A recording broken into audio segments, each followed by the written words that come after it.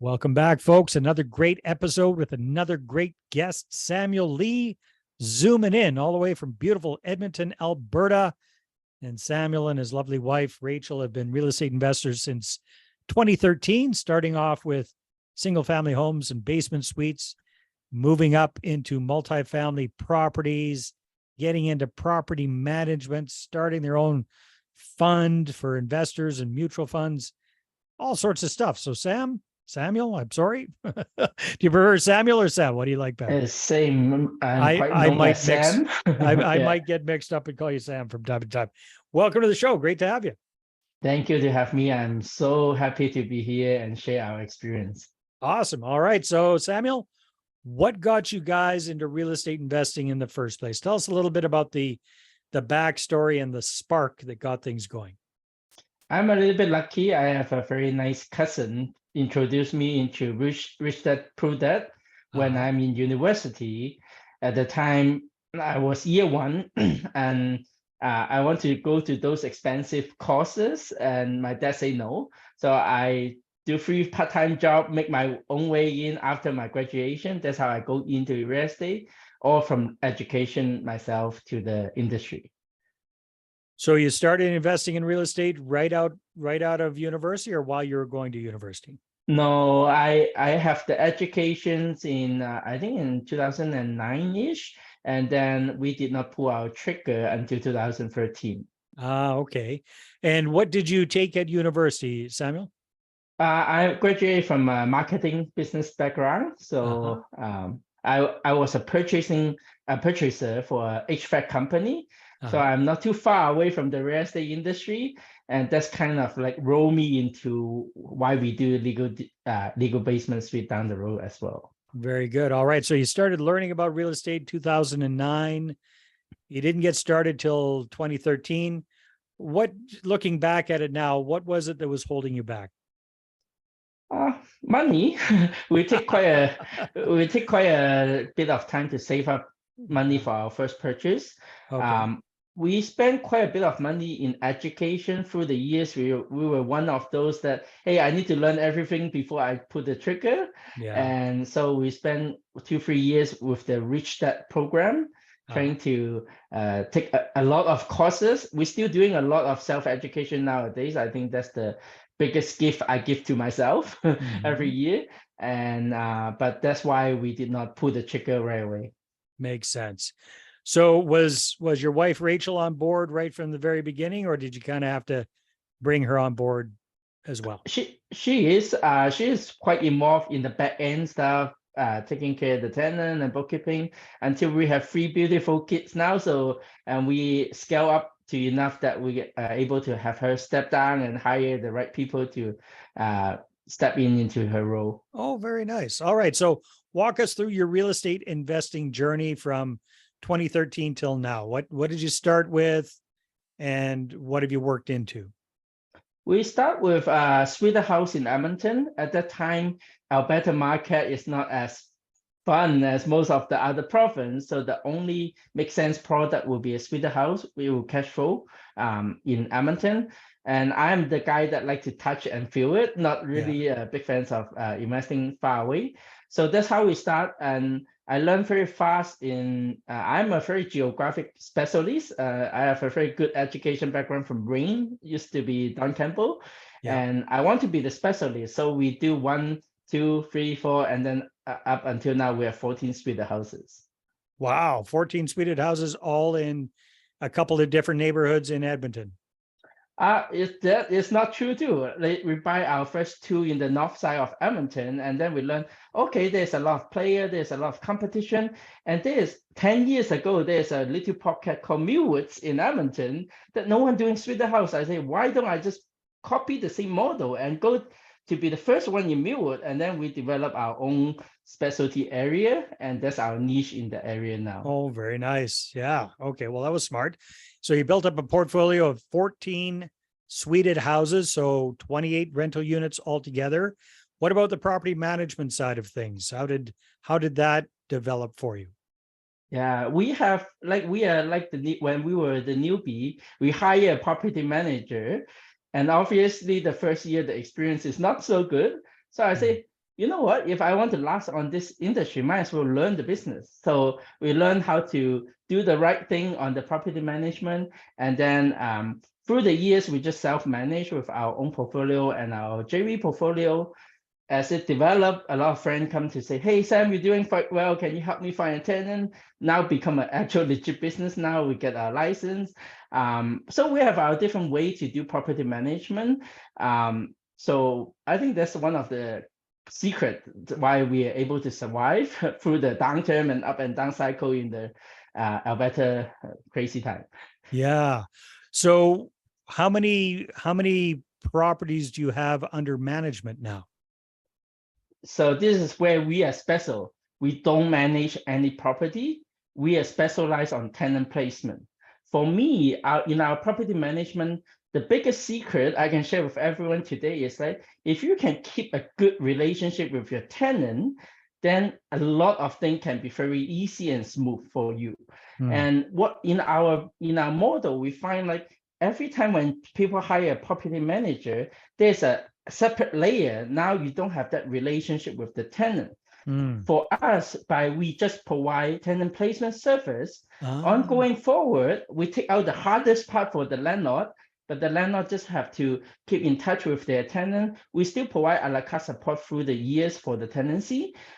In the end of the day, I just need the landlord be the face. And then I always tell my client, like, if your tenant texts you, respond in 24 hours. You don't know the answer, it's okay. Just say, I got your message, I will get back to you, and just call me, right? We'll solve it, right? It's all about relationship. Okay, so you're focused primarily on tenant placement. Do you have a lot of landlord clients who are out of province people with properties in Edmonton, or are they mostly local? Both. Okay. Majority actually is out of town too, Okay. because they don't have the physical presence. But Yeah. you know, as interest rate go higher, people are really looking for a different service that just don't take out 10% or 12% per month, which make me very busy now because a lot of people are changing to like a hybrid model, right? The idea of my service is if I find you a tenant and you treat them properly, next year you don't have to hire me because they will renew. Right. Yeah. If I charge you one So I time, guess Samuel, the question would be, okay, I'm an out of province landlord. You've helped me place a good tenant. That's great. But now the hot water boiler bursts and we've got a little emergency going on there. I don't have the contacts. I don't know how to do. How do you help your clients out that way? yeah, usually either my client will just ask me for a plumber number, or he say, Sam, can you take care for me? Then we just charge them a la carte by hour service. And then we just send our plumber, make sure the tenant is happy, the communication pieces come in. And we always tell the landlord too, and even the client, I call customer, our tenant, that we always just back up for the landlord, right? So if you cannot find your landlord, call us. I'm here. I'm in Edmonton. We have the team. If it's emergency, we always step in right away. Very cool. I like that, Samuel. That's unique. It makes a lot of sense, right? Because you guys help out with the hardest part, which is finding a really good quality tenant. You get them in the property, and then you're also a backup for that occasional thing that happens that you need some help with that you can't, as a landlord, handle on your own for whatever reason. You can be that backup there, but I don't have to be coming out of pocket every single month to pay this ongoing property management fee. And on the other hand, it simplifies your life as well because you're not responsible for all the nitpicky stuff that property managers should be doing, like checking the smoke detectors and all of this kind of stuff. So you're able to keep your overhead down. You're able to focus on a few key areas. And so this is really interesting. You're the first guy I've spoken to that's doing this, Samuel. So congratulations. So how does that work for you from a business standpoint? So more or less, how many landlord customers do you have that you're working with? How often, on give or take on average, are you placing a new tenant? how often do you have those, oh my God, I need a plumber 24 hours ago, help me out, Sam, those kind of calls. So what does that kind of look like for you from a business standpoint? Yeah, so actually it's very cool question you asked, because like if you think about the logic, it makes very bad sense, but not a lot of people will do this. First of all, if a property manager manage 500 doors, right? Yeah. Guess what? Like if the furnace fell, usually it happens the same day.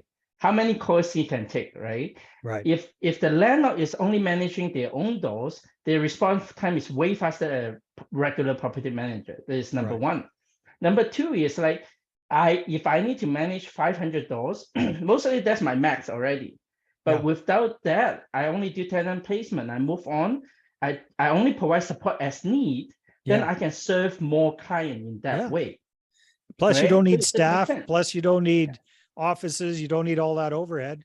It's Yeah, very, very smart. Yeah. and it also come to when we find a tenant, we do charge not cheap, right? But Yeah. the idea is in long run, I want to save money for my client. I Yeah. find you a good tenant, then you can keep them 2 years, my fee become half for you.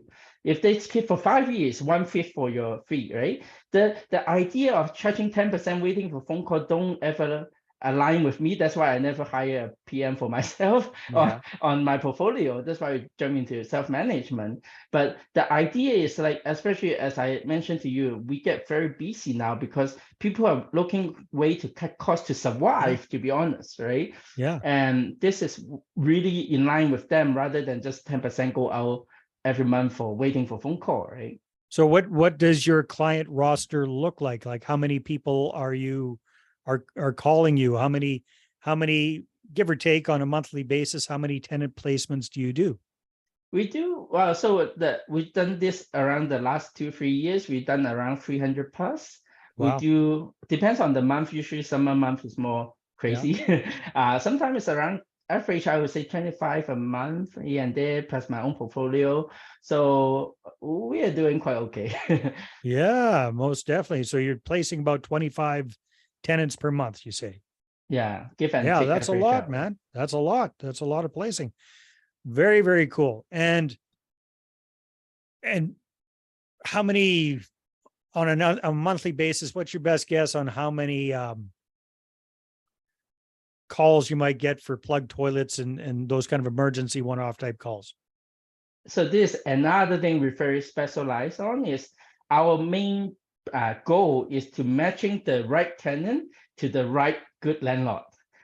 We screen our landlord client too, so make sure they are the one that willing to upkeep, have a good product, Yeah. attract the right people.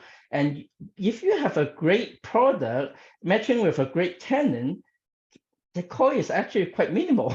Yeah. Yeah, exactly. No, that's good. So give or take, how many calls do you get? Well, it will be around maybe, honestly, here's the thing. I train my landlord client very well too. A lot of Yeah. the time they get the plumber number, they don't even have to Yeah, call me. They just exactly. call the plumber directly, right? So And I would say around, you've probably got a list of preferred vendors as well. And yeah, I you give do. that to your landlord and say, hey, if there's a plumbing issue, call this guy. If there's a roof issue, call this guy. If there's, yeah. Yeah. I would say around 10-ish is a common like management side of question that we get. And then if it's like for going to winter, climate change, usually those will be higher volume because suddenly everyone furnace fell, right? Yeah, So exactly. it No, depends, right? very, very smart, Samuel. That is fantastic. And to give people an idea, what's your typical charge for placing a tenant? Is it like 1 month's rent kind of thing, or how do you usually do it? Depends on the house and how much the rent is. So we Mhm. have a stepping scale. So it range around 13 to 1600. Depends Mhm. on what product we are working with. Mhm. So there's a minimum charge of 1100 too, just to Mhm. cover our cost and time. So I'm not the cheapest one, but we do provide better service. Yeah. No, that is fantastic. That's a great business model. And so you come from a marketing background. I imagine a lot of your marketing is around finding good quality tenants. I do got my wife Rachel always say like, why you spend so many time on all these photos and the ad and everything. but that's everything where you start, right? You Right. cannot sell a product if you don't have the right marketing tools or exposure. And that's how we are able to really lucky to become today. Now we have a lot of tenant referral, and also we are able to bounce tenant to different properties. So it just works out quite well for us right now. Yeah. Yeah, no, that's really smart. Really, really smart. Do you know if there are a number of other people doing this kind of tenant placement, uh, property management, hybrid type business? Are there a lot of people doing this around the country, or are you aware? Not a lot that with a license. There's a lot Mm, of smaller scale that without license doing it. In yeah. Alberta, you're supposed to get a license to do property management activities. We put ourselves in that position to be licensed because we want to be more legit. And there's too much Yeah. scam outside right now. It's better to protect on tenant and the landlord too, right? No, it makes a lot of sense, Samuel.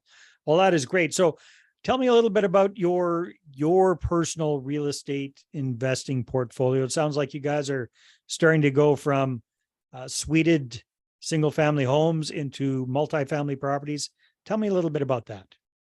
Yeah, we jumped into multifamily maybe 2 years ago or 1.5 years ago.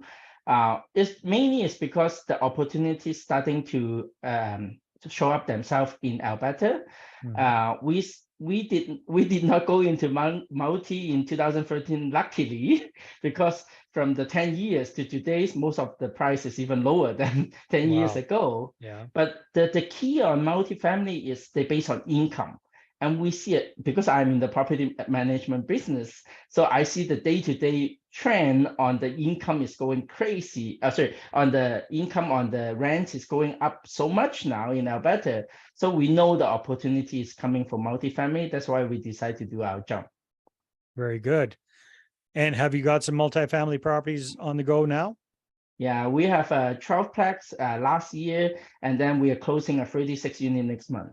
So actually Congratulations. this month, Hey, this that's month. awesome. Yeah. That is very good. And I can recommend a good property management hybrid guy for you. Oh, cool. I'm talking to him. All right. So Samuel, when it comes to the whole joint venture partners and raising capital side of things, kind of walk me through your journey there and what you guys are doing these days. We done it all actually. We Yeah. done, the 50/50 joint venture deal. We done the shareholder deal. We're doing a real estate fund now with LPGP structure. So we learn through the process, and I think each one have a different advantage and disadvantage. It really depends on at that moment what fit the deal, right? Well, maybe So maybe for people who haven't started doing any of them yet, can you kind of give us just a very brief overview of each one of those and your pros and cons for each one? yeah, for sure. So 50/50 JV, or if you want to do 60/40, or wherever you negotiate. Whatever it is. Yeah. So those usually work very well in the beginning, right? Because when we were like we did not start joint venture until we have our 6 properties. We really know what we're doing. That's one of my thing. I don't want to risk anyone money. I want to try it all out by myself, and Yeah. then I invite a partner to join our journey. So when we find our joint venture partner, actually, he come to me. I did not find him. Somehow he overheard my conversation and come say, "Hey, we should do something together." Mhm. But the 50/50 worked very well in the beginning because like I'm newer, they come in money, I do all the work, and then we do the birth strategy. I'm able to recycle his money to the next house, and we together now we have 4 houses Oh, together. wow. So Nice. it All worked right. very well in that sense. Yeah. The only tricky thing about that for the JV 50/50 one is like you don't really actually get any income or anything like that. So you only have you share half of the house and you don't get the benefit until the end, right? Most Well, likely. because there's not much cash flow, or what's the problem? Well, this is one of my personal preference. Yeah. I specific choose a partner that don't care about cash flow. Because to me, I think this is the biggest lies in real estate is like cash flow can pay out your job or whatever, right? Yeah. Yeah. For Yeah. me, cash flow is always reserve fund or either fund to build the next houses. So I specific find a partner that say, I don't want cash flow. You don't. I need someone that don't need cash flow to put food on the table. It's an investment. It's a long-term investment for you. And the goal is to grow 4 or 5 houses for you to build you a 2 million portfolio for your retirement. Ah, okay.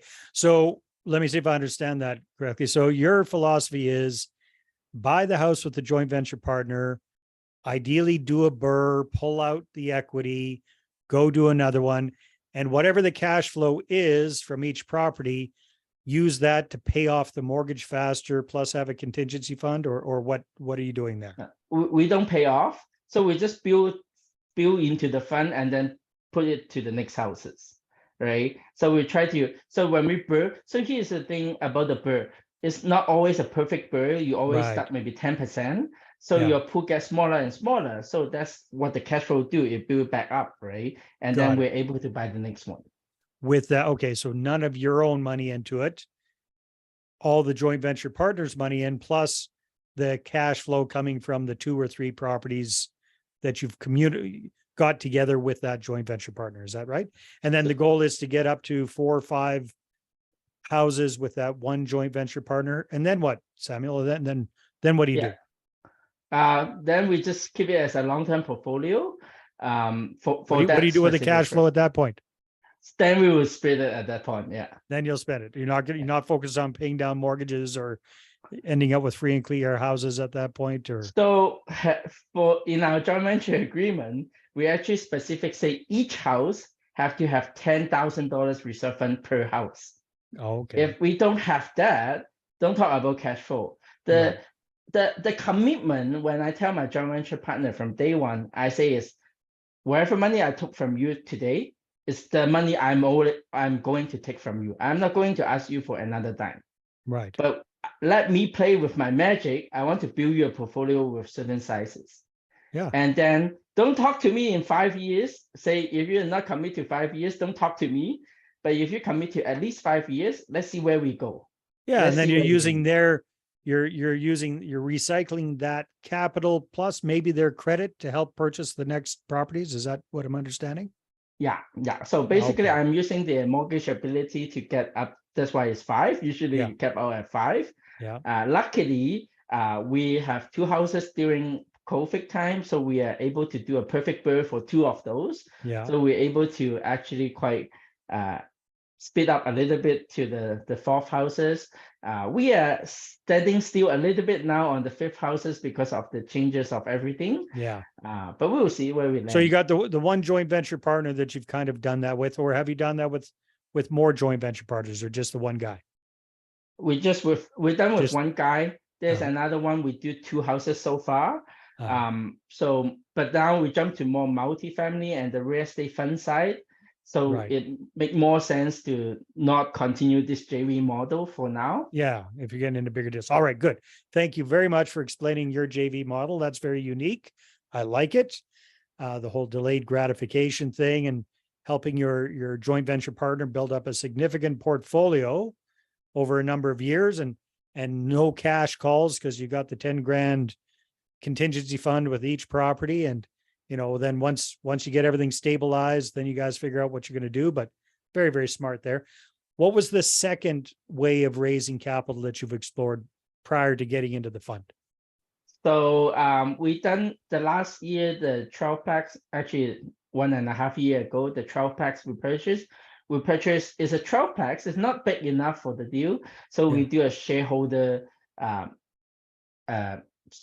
structure, right? So you purchased it in a corporation. Correct. And your investors all came on board as owners of the corporation, shareholders. How many investors did you bring on board for the 12plex? So we bring on board 5 couples, 5 parties. Yes. And then we raise 600,000 for that 1.2 million building. From the 5 couples. From the 5 couples. Okay, very good. So another deal where you found the property, you managed everything, but 100% OPM, other people's money. Is that correct? So how we work is, yes, correct. It's other people's money. Yeah. I'm a little bit lucky. We just scale up because renovation is through the 14 houses that we've done. We just scale up to building apartment building now, basically. And a lot of my joint venture partner is actually my existing property management tenant placement client. I'm So we sure. have a certain relationship already, Yeah. and they know how I roll. They see my portfolio, so it's very easy for them to just jump on board as a shareholder. Yeah. Yeah. That's very, very smart. Okay, cool. And now what are you focusing on now, Samuel? So we decide to go bigger because we find out the bigger actually is better on economic of scale. We can pull more resource together. It's easier. That's why we jump into the real estate fund model now. And then our main goal is to do bigger deal like a 36 unit apartment building this month. Okay. So for folks that are going, holy smokes, real estate fund, what are you, a REIT? Don't you have to have mega millions of dollars to do this kind of stuff? Maybe walk us through what your thoughts are about that. Give us an idea of how much it costs to put together a fund, because it must be, I haven't done it before, but I've talked with other people who have, and it can be very, very expensive to do this. So maybe kind of walk us through that. It is very expensive. So to answer your question properly, it depends on how what are Yeah. you doing, right? Yeah. It's very expensive, and why would I do it? I actually do it for a mission. One of my thing in my life, in my mission is I want to touch more lives with people can enjoy the benefit of real estate without changing the toilet or dealing with crazy tenants. Yeah. I try really hard to get my family and friends to understand this real estate game and try to joint venture or shareholder together. It won't land properly for them because they just no interest in real estate. Hmm. So that's why we decide to go into the fund model so that now the smaller player can participate in the fund and still can ride on the benefit of real estate without knowing anything. Right. So this is why we move it to that side of the business. In our deal, usually a LPGP is more than enough. Yeah. We go into the fund model is because another thing drives me crazy is like a lot of my friends and family, they registered fund have very bad result.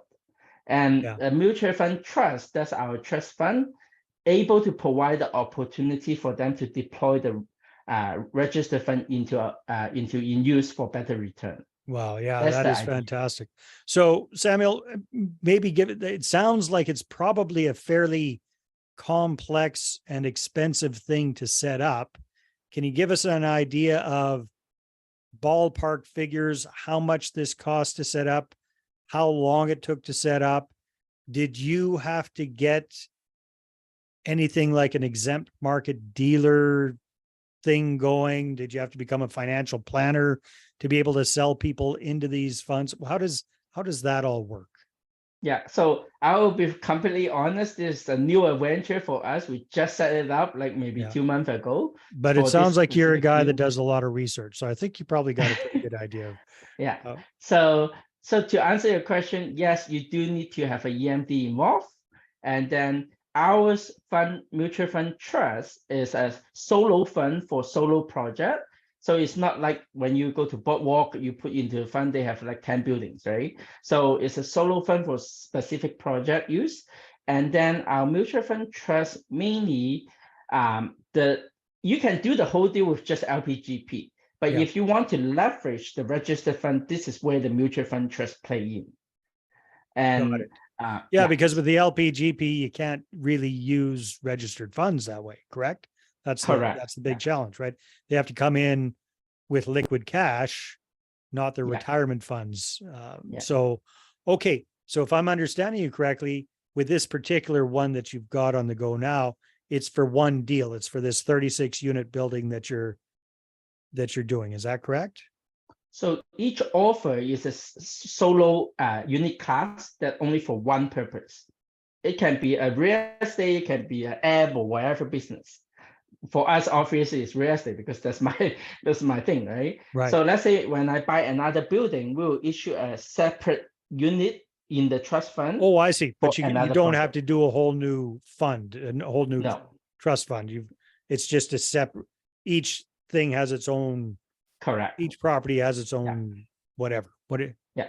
They call it units, Units. units, right? Okay. Trust fund units, right? So they don't affect each other. Okay, very cool. So for the property, the 36 unit property that you're working on now, how many units are you going to be selling for that? What does that kind of look like? So the unit is based on how much fund you are raising Yeah. and what are you offering. Am I supposed to go through the details? Can Well, I I'm talk just through it? curious. Yeah, I've Okay, never, yeah. So because it we're depends not on trying your to sell it offer. here. I'm just trying to Yeah, explain it, understand how it works. depends on your offer. Let's say you're raising $10, then you're selling 10 units, right? Mhm. The idea is like we do it specifically. I like this product is because we do BRRRR project in a 36 unit. It involves a lot of, first part is like 2 years stabilization. Yeah. And then the second part will be like a 5 to 10 years holding long term. Mhm. The thing we find from investor is like not everyone want to participate for the full 7 years. Right. So what we do is we're able to start a unit B to just offer as a loan to the project during the stabilization period for a fixed return. And when the asset is stabilized, then we can issue a unit C for ownership purpose. So we provide Okay. flexibility for tenant, for investor that they can participate either just the renovation and carry on Short the term. upside, Yeah. or the long term, or both, right? So we choose to go into that model. That's part of the reason, because of the flexibility for the investor. Yeah. Okay. Very cool. So you actually have several different units with the same deal, depending on what the money is going to be used for and how long it's going to be deployed. Correct. Now, And are you people have getting a any choice. in it? So you're raising capital to do this deal. Are you also getting bank financing on this property in Correct. addition to that? Yeah. We do have a construction loan for the for to purchase the deal. The Mhm. fund that we raise mainly is for either down payment, operation fund, or serving the interest, and all the everything need to bring to the 2 years refinancing with CMHC. Yeah. Wow, that's a big learning curve, my friend. That must be it must be a whole new thing for you. How's it going with that? We are so there's a lot of, well, here's another thing why we decide to go there, because it's, so here's the thing. Nowadays, there's a lot of crazy thing going on the private lending world, and you should know already. Mhm. So we really make a commitment, say I want to do stuff legitly, right? So Yeah. that's why the mutual fund trust really provide me the legit way to raise money without I getting into trouble, you getting into trouble. And for us to get this offer out, oh my God, like there's so many layer of I can't even due imagine. diligence, yeah, Yeah. How many approval. months did it take you to get everything set up? And must It's have taken, around, like until now, it's around 6 months now for yeah, us to get everything really rolling and yeah, able to going. It takes a while, yeah. for sure. Oh yeah. No, congratulate. Hats off to you for doing that. Um, last person I talked to was started a fund. I think it cost them like 60 or $80,000 in upfront fees and stuff like that just to get everything set up and lawyers and the whole bit. So it ain't cheap and a lot of work It's involved not. with that. Yeah.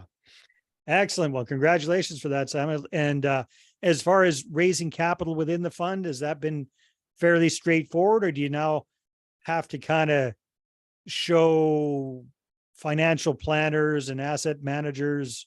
Is that your target market now, or are you going direct to consumer? So as of this point, because we just start, and then we have a lot of learning curve Yeah, too, I guess. so we did not go and the deal size is not big enough. This is the biggest thing. Like if your listener really think, oh, I should start a fund too, right? If your Mhm. deal size is not big enough, it's very difficult to support the structure.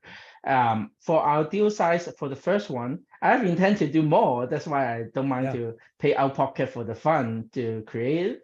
But in the end of the day, the deal size for us right now is a little bit smaller for the first one. So we did not go the full way, go to the offer momentum. So we're only working with accredited investor. Mm. I'm very blessing. A lot of my client is accredited investor and already come in on the Oh, fund. So perfect. it's not that difficult to find the first deal fund. But eventually, as we expand, we definitely want to achieve what I really want to do is like open to more people that is smaller that can come in and enjoy the ride. Yeah, smart. Holy smokes, time flies when we're having fun here, Samuel. If people want to connect with you and find out more, where should they go? So definitely they can reach me out at hello at investwithrasa.ca. So investwithrasa.ca, hello at investwithrasa.ca. Yeah. So maybe find me on Facebook, Samuel Lee. I'm very active on Facebook, sharing on and stuff. Excellent. Well, congratulations and on everything you and your family have accomplished. You're a very smart and busy guy. I love your whole property management model. I think that is just brilliant. And I really appreciate you kind of sharing the pros and the cons of the three different strategies you've used for raising capital so far in your career, and kind of unwrapping this whole mutual fund trust thing for us as well, Samuel. So thank you very much. It's been a great interview. Thank you so much, Dave. I'm happy to be here sharing. Thank you. All right, everybody, take care. We'll talk to you on the next episode.